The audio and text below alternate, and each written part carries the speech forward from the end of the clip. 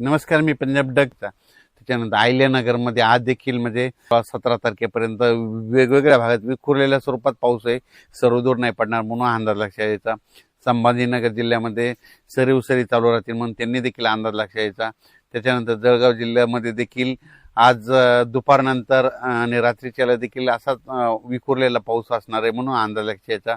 पण रावेर म्हणजे मध्य प्रदेशच्या लगत रावेर त्या परिसरामध्ये जोरदार पाऊस पडणार आहे म्हणून त्यांनी हा अंदाज लक्षात यायचा.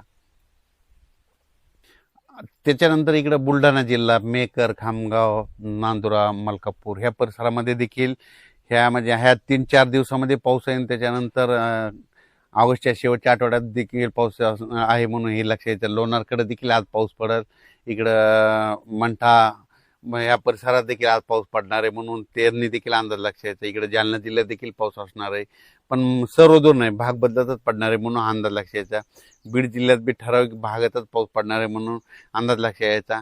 आणि विशेष म्हणजे हे जे पाऊस पडेल हे सोयाबीनसाठी पिकासाठी चांगलं आहे, कारण की फुलांमधून फुलं सुकल्याच्या नंतर आता शेंगामध्ये रूपांतर होतं आणि शेंगामध्ये जर ह्या पाऊस पडला तर ते शेंगाची चांगली वाढ झपाट्यानं होते. म्हणून हे पाऊस हा शेतकऱ्यासाठी वरदान ठरणारा पाऊस असणार आहे. फक्त या पावसामध्ये सर्वदूर व्याप्ती नाही, विखुरलेल्या स्वरूपाचा जर भाग बदलत असणार आहे म्हणून हा अंदाज सर्व शेतकऱ्यांनी लक्षात यायचा आणि आपण आपल्या शेतीच्या कामाचं नियोजन करायचं.